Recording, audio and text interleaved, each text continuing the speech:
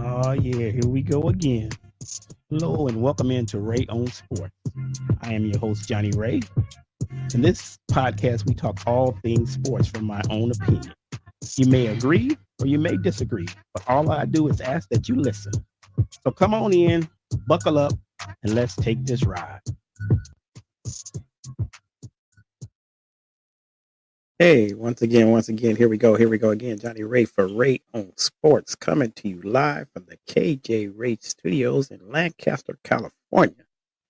Glad you be part of this podcast. Thank you for tuning in. Thank you for being a part. Thank you for all your comments, your questions, all your concerns about the podcast. I've been getting positive feedback from everything I've been doing, so I appreciate you guys. So this week, we're going to talk some more NBA playoffs since that's going on real hot. We're also going to talk some draft lottery. Um, and I think that's what I have right now. If we get into anything else, I'll let you know. I'm gonna stop saying though. I know I'm gonna do that for a minute, for a fact. But thank you guys, thank you guys. So let's just dive right into it. So last week, NBA playoffs are still going on. As far as the playoff brackets go, let's see what's going on. We got some games that happened this weekend. The Cleveland Indiana series is still going on. The Boston Dallas series is still going on. The uh, Denver Nuggets are playing the OKC Thunder, so still going on. This weekend was pretty crazy. Right now, Indiana Pacers are leading the Cleveland Cavaliers 3-1. They won Game 4, 129-109. Cavaliers came back in Game 3, won 126-104. But I believe in Game 4, the 129 beaten, the 129-109 beaten from the Cavs. Donovan Mitchell got hurt. I think he tweaked his ankle, so he wasn't really a factor in the game. So that might have changed the whole trajectory of the game. So we'll see how that goes. We'll see how it goes. But I was watching the game. I'm watching it. What I've seen so far is that Indiana had a chance to go on top when they were down maybe by 4, and I think this was Game 3. Yeah, I was watching Game 3 over the weekend, and I was taking some notes. And Indiana was up. They had a chance to go up by maybe 4 or 5. But instead of driving to the basket on like the fast breaks and things of that nature, they start shooting threes. And the three they was just trying to get back in the game, but didn't happen. So that's the thing right now with threes is the game. Threes is everything what everybody wants to do. Everybody wants to shoot the three. It's good when you're at home. You shoot a three, you make the three, the crowd gets into it, they scream, they holler, all that good stuff like that. That's great. That's outstanding. I don't fault you for that. But when they're not dropping, then you need to think something else. Change your game. Drive to the basket. Get the foul. Get the what they call the old fashioned 3-point play, where you drive to the basket, get a foul, get fouled, make the basket, and then go to the free throw line and complete 3-point play. 3 points, still 3 points. But in this NBA right now, there is a lot of threes being jacked up, and a majority of this game in the first, I think it was the first half I was watching, they were just jacking up threes. They were going down 3-on-1 fast breaks. Somebody would have the ball, they would lead the break, then they would look back, and the guy would stop at the 3-point line when there's only one defender back. That's crazy to me. One defender back, and you're stopping at the 3-point line. What sense does that make? But that's today's game. That's the NBA game of today. Is the 3-pointer is the one that's everybody's trying to do. Oh, it's like I said, it's good when you make it. If you're Steph Curry, you're Buddy Hield, one of those sharp shooters. I'm trying to think of all the guys in the playoffs right now. I'm not thinking guys that's outside the playoffs that didn't make it, but there's people like for a long time. Steph Curry was the guy. He still is the guy, but he was the one that shot three because he could shoot three. They said that Steph Curry, when he started shooting the three, changed the game. Now every player in college, high school, um, whatever whatever league they're playing in, they're shooting threes because of Steph Curry. Steph Curry literally was a game changer. Just like when Magic was in here, he changed the game by being a 6'9" point guard that was dishing out assists, getting rebounds, and scoring. He pretty much invented, and quote me if I'm wrong. I think he invented the triple double. And what a triple double is, you mean double in points, double figures in points, double figures in rebounds, double figures in assists. So he called it, it's called the triple double. and it couldn't. Sometimes it's just not even the rebounds, points, and assists. Sometimes it's rebounds, points, and steals. But it's a triple double, and that's what they call it. So Magic invented that. But what I was saying was that changed the game. And so when Steph came in and started shooting threes, laser, bam, bam, bam, bam, bam, that every player was like, I want to be the next Steph Curry. I want to shoot threes. And then if you remember, the NBA actually moved the 3-point basket, the 3-point line up for a period of time when they were, trying to get more points in the game, trying to get the game more exciting, trying to, have the team score more points. So everybody was shooting threes, and it worked for a minute. But then, like I said, everybody from the guard, from the point guard, shooting guard, small forward, power forward, center, everybody shooting threes. So then they moved the 3-point line back to the original place where it was, and then it was like everybody was still jacking up threes, but the ones who can make them can make them. But now in today's game, teams live and die by the three. Perfect example is the Boston Celtics. They live and die by the three. In the first two games of the playoffs with the New York Knicks, they were 20 for 100 threes. 20 for 100 in threes. I mean, that's shooting threes. I watched a little bit of the game last night. I mean, tonight. I'm sorry, tonight when I recording this podcast, and it's Monday, May 12th. As I'm recording this podcast, I watched the beginning of that Boston New York game, and yeah, they were jacking up threes, but they were making them. And one of the commentators said it's hard to guard a team like that when everybody can shoot a three. They changed the lineup because I think before the lineup was Drew Holiday at the point,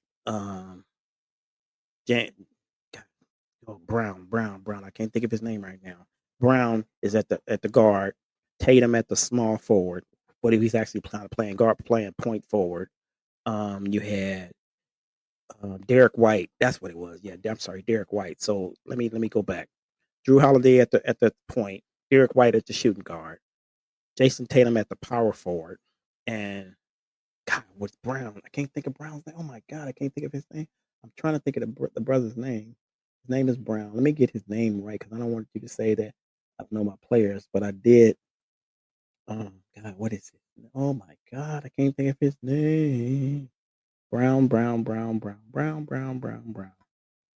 What is his name? Oh my God. Okay, hold on. Give me a minute. I'm looking for it. But anyway, he plays for the. I know his name. But he plays for Boston, and they all can shoot three. He plays a small forward. Tatum plays the power forward, and it's just crazy. It's crazy the way the games are going. Like I said, from the game, and see, I got off track a little bit because I was talking about the game from Saturday, the Cleveland Indiana game. Um, Let me see if I got the box score on the game for today.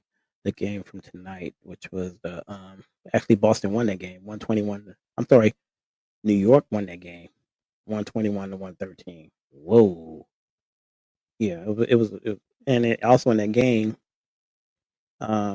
Jason Tatum actually was carried, helped off the court because he had an injury, and they're still trying to wait to see Jaylen Brown. That's his name, Jaylen Brown. Jaylen Brown. See, I know I was gonna get it, but yeah, Jaylen Brown for the Boston. So, like I said, their starting lineup is um, those names are just flying on my head. I'm sorry. I apologize, guys. I'm just, it's just, it's one of those nights. But yeah, Drew Holiday at point, uh, Derek White at shooting guard, Jaylen Brown at small forward, Jason Tatum at power forward, and they had Al Horford in the middle. They actually pulled out Kristaps Porzingis and didn't have him start. Had Al Horford start. But like I said, that's five guys that can shoot the three at any time and make the three at a high percentage at any time. So it was combative for the Knicks to try to figure it out. The first part of the game, Boston went up by like 15 because they just started killing them. Actually, Jason Tatum was playing D a lot. He's playing a lot of D, and then he started making it. So at the end of the second quarter, I think Boston went on a 12-0 run, and by the end of the second quarter, they were up at like 15. But that's not the game. They played the whole game. But the Jason Tatum injury, when I saw the box score and I saw the final, I saw the headline that said Knicks take 3-1 lead over the Celtics with a 121-113 victory as Tatum is injured in the final minutes. So something happened. I don't know, but I'll get to that in a minute. But back to the Cleveland Indiana series. Um, After Indiana couldn't make any threes, Cleveland established their will and then start pressing in on Pacers. And in the fourth quarter, they were it was 117-96 in the fourth quarter. Donovan Mitchell was at the line. Um, Donovan Mitchell started going to the basket. He knew what he was doing. He just like, I'm going straight in. I don't care. I don't care what you've done. I'm going, and you stop me if you can. And see, that's what I'm talking about with the 3-point here is if you're not making your threes, then go to something else. What's the rest of your game? Is that all the game you have? Is just a 3-point game? Players, kids, whoever's listening to this, parents, when you talk to your kids about playing basketball, tell them to have a second thing in their tool belt. It's like any profession that you have. You got to have something else in your tool belt. If you're an electrician, which I'm retired now, but as an electrician, you got to have that extra in your tool belt. You just don't. Let me put it in a nice little box for you. You're an electrician. You don't just work on plugs. You do lighting. You do wiring. You do troubleshooting. If this is not working, you got to know what to go to next. So for me, for example, if I'm working on a plug and I can't get any power from it, then what's my next thing? I don't just still sit there and work on the plug. Say, oh well, it's not working. Let me just plug in something in. Well, it ain't working. Okay, let me plug something else. Oh, still not working. I don't just stop there. I have to go back in my tool bag and say, okay, what do I need to do next? Same thing in sports. If your game is making threes, if your game is running, scoring touchdowns, if your game is hitting a home run, but your home run ball is not working, you're not getting the proper pitch, and you can't take it out the park. What's your next thing? Football, you can't make every score is not going to be a touchdown. You're running back, you can't run for 100 yards on every play. You can't run for 60 yards on every play. What is your counter? What else is in your toolbox? You can just run hard up the middle. For running backs, I can tell you that right now, and I segue into football. For running backs, you can't run up the middle every single time because that wears and tears on your bodies, and that's why they always say about running backs, their life expectancy in the NFL is very short because they take so much uh, beating and so much put pressure from getting hit so much. So you got to have something else to do. You can say, especially for a team that's trying to draft you or trying to play you, to say, "What's your specialty?" Well, I can run up the middle. Okay, well, we have somebody run up the middle. What else can you do? Uh, I can run up the middle. Okay, well, thanks, appreciate you. So you'll be a third down back. You're like, wait a minute, that's all I'm gonna do? Yeah, because that's all we need you to do. Third down, we need a couple of yards. We'll put you in there. You run up the middle. Baseball. What can you do? I can hit home runs. Okay. What else can you do? I can hit home runs. And I'll tell you a story about hitting that, with power like that. I used to play on the softball team back in the day, and we had this one guy who can hit the snot out of the ball. We played softball. He could hit the snot out of the ball, can kill it. Every time he got to the plate, he got a good pitch, boom, it's out the park. Problem is he couldn't run. He had bad knees. So what he would do, what did we do for him? We put him in the cleanup position. What does that mean? He was like the fourth batter. So we put three people ahead of him to get on base because that was their specialty. Get a hit, get on base. That's what they would tell us. I think I batted maybe third, or I might have batted lower than that. Don't know. But anyway, like I said, you get up there and bat, and they put you on. You get on base, and then he would come up and knock everybody in. 'Cause that's what he did. He hit home runs, so they put him in a position where he needed to be. What I'm saying is, in any sport, don't just be, you can dedicate your life like you could be a defensive specialist. Say that's what I want to be, like a Draymond Green kind of player, like a Dennis Rodman kind of player. You want to be, or Dylan Brooks kind of player. Those players, they're known for their defense. The offense is great. It adds a layer to their game, but they're hired to play defense. Rodman will tell you in a minute. I was hired to play. I wasn't hired to score. I was hired to rebound and play defense, and that's what he did. And he did it to the best of his ability. But with today's NBA, threes is the thing to do. It's like shoot the three, shoot the three, shoot the three, shoot the three. But now, here and now, and we're going to segue into that in a minute about the NBA draft.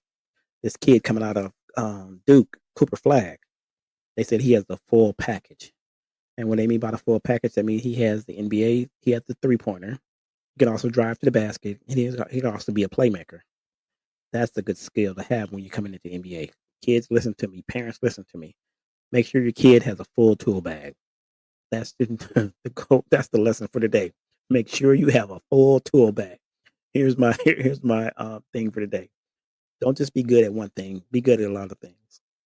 You can specialize in one thing, but what happens when that specialty doesn't work? What's your backup plan? What do you have? What do you have left over? So here, say it with me.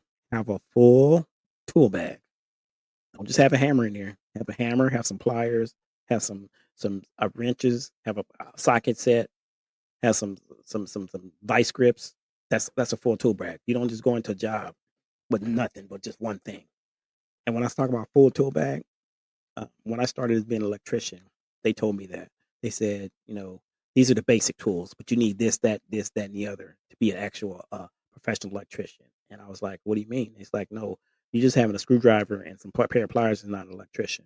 You got to have this, you got to have that, you got to have this. And they were, naming off tools that I needed to make myself successful as an electrician. And I took that advice. So in sports, be successful. Know what's in your tool bag. Know what you have. Know what you can fall back on if this is not working. If this first thing is not working, I can fall back on that. And when I say that, and I get back to NBA playoffs, the teams like Indiana, they rely on the three. Even their center, who is Miles Turner, he relies on the three. He pulls back in the three. The Lakers had Anthony Davis, who played against the basket, but he relied on the three as well. He wanted to shoot the three, and he worked on his 3-point game. Does that take away from his inside game? Not really, but what it does, it works. I'll tell you like this: things like that work in the NBA when if your center can shoot threes is when the opposing team has a center that likes to play under the basket. Then that works in your favor because then you can pull him away from the basket, and what that does is you pull him away from the basket. That makes driving lanes for your guards and your forwards. They can drive to the basket because your center is go out at the 3-point line, and he has to be honored because he can shoot. So somebody like Kristaps Porzingis and somebody like Al Horford, they can shoot three. Now, if you remember Al Horford, he came from Atlanta Hawks, and when he played for the Hawks, he played down, down at the baseline. He played near the basket, back to the basket. That was the kind of player he was when he came in. He developed his 3-point game, and now he's a prolific 3-point shooter. And Boston is taking full advantage of that. So when they put that lineup in there, that makes New York pull their guy out. But for the Knicks, they also have Karl-Anthony Towns, who is the same way. He's he's not a prolific 3-point shooter, but he's a better 3-point shooter than he was before. And so he pulls that, so they're like, it's like punch, counter punch, punch, counter punch. You do this, I'm going to try to do this better. And he does that to, they do it to the best of their ability. They do it pretty good. But, you still got to have that variation. And so then when that doesn't work, you can always go to another lineup. Sometimes they call it a smaller lineup. So what Boston put on the floor tonight was a small lineup with Al Horford at the center because he's not really a center. He's a power forward, but they had him play center. But he was playing against Karl-Anthony Towns, who never plays. He doesn't play in the paint. He plays outside. So that worked for them. And what that does when you play a small lineup is that when a team shoots threes like that, you can rotate. So everybody on Boston can rotate to the next player. Tatum can guard a Jalen Brunson. Jalen Brown can guard Karl-Anthony Towns. You can rotate. Derek White, even though he's short, he's a good player. Drew Holiday is a great defender. Great defender. Great defender. He can guard different positions. Even though they're not, they're bigger, but they still can guard. So that's, that was that.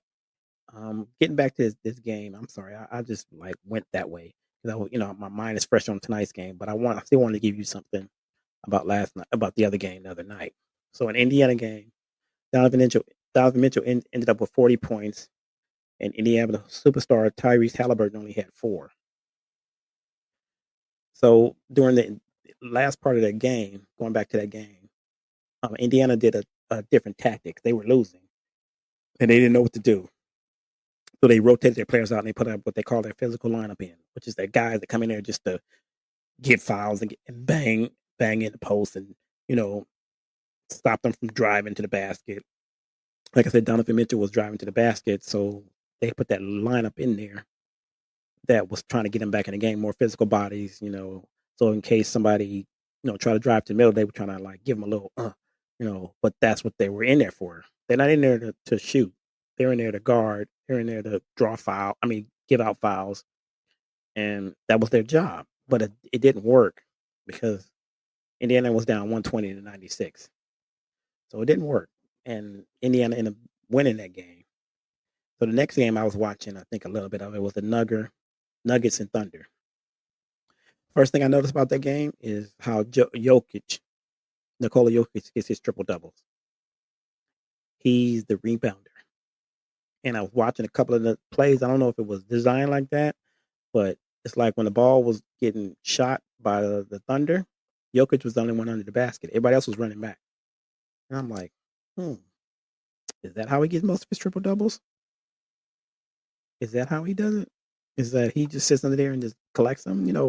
Like I said, a Dennis Rodman guy, he was like that. He was a rebounder. That's all he was. But the thing about Dennis Rodman rebounding was he wasn't relied on to be an offensive player. He was relied on to be a defensive player. So he got rebounds like that. So that's why he became, he was a rebounding champ. He was a defensive player. I think maybe one year he was a defensive player of the year, or he was on the all defensive team. Majority of the time he was in the NBA. That's what it came down to. Um, and then I was watching that game, and then it went to overtime. I missed a lot of it, but I noticed that Denver all of a sudden got the best of OKC because OKC couldn't handle them, and OKC ended up losing in overtime because Denver just started playing Denver kind of basketball, and that's how it is. Sometimes you just because you got the best record in the league don't mean you're gonna win. It's the way it is. It's the way it is. Just because you got the best record in the league don't mean you're gonna win all the time. You have times when you're gonna not do well. And I think I heard someone say that the regular season is what it is. It's the regular season. Playoffs is a whole different beast. You can win, be the best. And I've said this before in the previous pod. I think the week before last podcast, I said that you can have the best record in the league, but when it comes to the playoffs, it's a whole clean slate. It's not, oh well, they're the best of the league. Oh, we can't beat them. No, every team coming there hungry. Every team coming there to win. Just like the New York Boston series. Boston had the best record. I mean, whatever second best record in the league, but New York ain't don't care. New York like I don't care. We still coming in fighting hard and fighting, tooth and nail to get what we want, and that's what it is. So tonight, like I said, they won. So now the Knicks are up 3-1 in the series. That's gonna be a lot of talk for tomorrow on every sports show, every media outlet, ESPN, FS1, podcasts, everybody's podcast. Anybody gonna be talking about NBA today's gonna be talking about it. How the Knicks are just putting it to the Celtics, and the Knicks are not afraid of them. So they playing hard because the first two games the Knicks were down. Like I said before, they were down like 20 when they came back and won. And see, the thing about it is a team like that, once you give them that life, they're not afraid anytime they get down. They're like, yeah, it's cool. Beginning the game tonight, I think the Knicks were down by, like I said, 15, but it didn't rattle them. They just got it together and said, okay, relax, calm down. We got this. We've been here before. You guys know what we need to do. And they just tightened the screws and they played better and they ended up with the win. I didn't see the entire game, but I see the score. So that was on that game. The other game that happened tonight, let me see if there's another game that happened tonight that I missed. Yeah, Thumbers and Timberwolves. That's that series. It's pretty much over. I just say it like that. It's pretty much over. There's not too much to talk about on that series. The reason why I say that is because Steph got hurt in the second game, and it was a hamstring. And they were saying, well, he's out. He's going to be out for like 3 games. By the next game, it might not even matter. It might not even matter because they're up now. Minnesota's up 3-1 because they won tonight. And Anthony Edwards, oh my God, 30 points. Oh my God, yeah. So I don't see Golden State, even winning the next game. I don't know. I can't say it. Now Golden State does have Jimmy Butler. But tonight, Jimmy Butler had 14 points. That's not going to get it done. Jimmy Butler was supposed to be their savior in case something happens to Steph. He was supposed to be the Robin to Steph's Batman. But and he said in the past, Steph's Batman. Steph is the Batman. He comes out of nowhere and he wins. But now he's out. So Jimmy, they looking at you, and you're not producing. You're not playoff Jimmy. They call it playoff Jimmy because of the way he does. But their whole start lineup, God, Draymond Green had 14. I guess they started Trace Jackson Davis at center. He had 5. Jimmy Butler only had 14. Buddy Hield had 13. And Brandon Porzingis only had 11. That's not going to get it done. The best player on their team was off the bench, Jonathan Kuminga, who had 23 points. Out of 6 of 13 from the field, 11 to 12 from the free throw line. So that means he was driving to the hole. They get 11 to 12 from the free throw line. He was driving to the hole. And wow, yeah, that that series I predicted right now here on Realm Sports, that series is over. Over. That's the way I predict. Because I don't see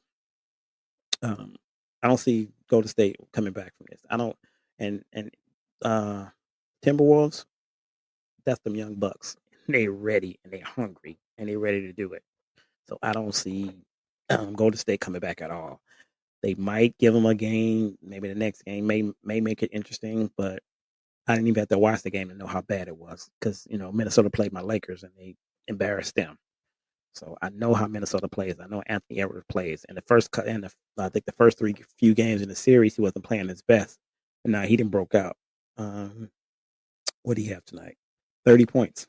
30 points, 6-11 from the 3, 11 to 21 from the field, 2 from 3 from the 2 of 3 from the free throw line. So he didn't really get to the hole that much, but he did what he had to do. And Julius Randle had 31.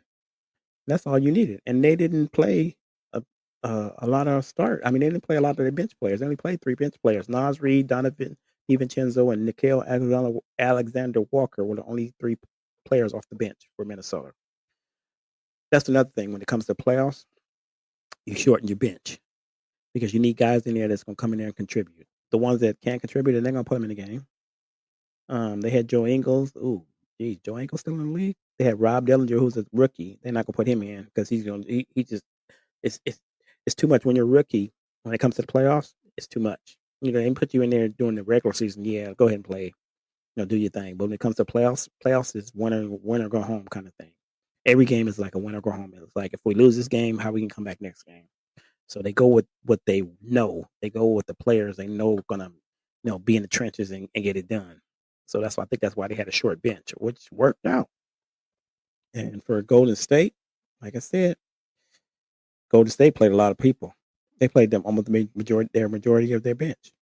They were trying to find. And I know what Steve Kerr was probably trying to do is trying to get some kind of points going from somebody.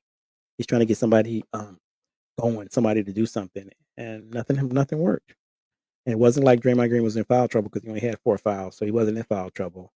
But Jimmy Butler, like I said, he played 34 minutes, only had 14 points. That's not going to get it done. 0 for 1 from the field goal. He only shot the ball 9 times. Jimmy, you only shoot the ball 9 times? That's not going to get it done. But anyway, that's my take on the playoffs this far. The only other thing that happened today was the draft, the draft lottery. I'm sorry, and the Dallas Mavericks won the draft lottery. Wow! Imagine that. Now, if you don't know the story, Dallas traded away Luka Doncic to the Lakers for Anthony Davis, and the owner of the Mavericks, or the president, or I think he is, Nico Harris, has been getting bitten all kind of flack from Dallas fans, for every fan. Why would you trade away Luka? But now they're saying he's gonna look like a genius if he can rope in Cooper Flag as the first pick, and bring him in to help with. So you have Cooper Flag, you have Anthony Davis, and you have Kyrie Irving back. So that's pretty good. If Cooper Flag turns out to be the player they think he's gonna be like another Wembanyama coming out of in the draft. Dallas might have a pretty good, decent team there. Now they're gonna have to give up somebody. I'm telling you right now because there's no way you can have all those good players and keep everybody else. Like you got some free agents in the mix that you got to make a decision on. Like Daniel, I think it's Daniel Galpert. He's one of their centers that they got to make a decision on. Are they going to pay him? Are they going to keep him? Or are they going to let him go? and Lakers are looking for a center. So you never know. We'll see. We'll see how it goes. But that's what it is. So like I said, Dallas first pick in the draft, and here's a mock draft so far. They got Dallas Mavericks picking first, and they're reporting that they're going to take Cooper Flag, a small forward, power forward from Duke. Cooper Flag, the scouting report right now is he's a consensus number one pick, was well earned over the course of the stellar freshman season that ranks among the best in the one and done era. But it's his first year in college, and he's coming out. Compares favorably with the best college wings of this era from a statistical perspective, bolstered by his consistency and ability to lead his youth teammates. Some NBA scouts projected Flag as a bona fide franchise player, while others wonder if he might be more of an elite second star. But the grand level of conjuncture supports his case as a top player in this class. His rapid improvement, versatile two-way impact, unusual focus, and competitive wiring as 18 years old makes him a special project, and that's from Wojnarowski. The intel on him is that, um, I'm sorry, this is on the intel on the Dallas Mavericks. They're saying that Dallas had a 1.8% odds of getting the number one pick, but it'll be an easy decision for them to pick up Flag. And like I said, along with Anthony Davis and Kyrie Irving, Flag might be that person that takes them to the next level. Now, Kyrie Irving and Anthony Davis are in their 30s, mid 30s, so we'll see how much they got left in the tank. And if Cooper can be that franchise player, then Dallas might be heading in the right direction.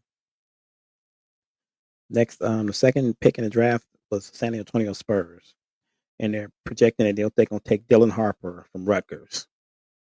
He's a freshman from Rutgers. Um, he kept his name as the number one pick in conversation for a while, but he has a great skill level, shot creation, and scoring prowess, which means he can score from anywhere. And like I said, it's not just about 3-pointers; it's about where else you can score. So he might be pretty good. Dylan Harper from Rutgers, and his teammate Arios Ace Bailey. They projected him to go to the 76ers because 76ers has the third pick, and he's a small guard shooting forward from Rutgers. Also another freshman. Um, they're saying too much. They're saying about he has flashes of scoring inside, but he probably needs a lot of development. So he might can help Philly, but Philly is a mess. Philly got women. I mean, I'm sorry, Joel Embiid, who's just coming off an injury. They got Paul George is coming off an injury, and the bright spot is their guard. So we'll see. We'll see how it goes. When the NBA draft comes around, I'll do a segment on that and rank the players and see how they are. Maybe go back and look at some tape of them from college and see how they were. But for now, this is Johnny Ray for Ray on Sports, coming to you live from the KJ Ray Studios in Lancaster, California.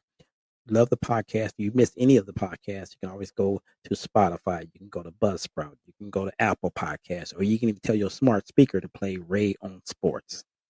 My name is Johnny Ray. I'm here at Ray on Sports. If you want to make some comments, questions, concerns, hit me up at rayonsports0905 at gmail.com. Once again, that's rayonsports0905 at gmail.com. This is Johnny Ray from Ray on Sports signing off. Take care and God bless.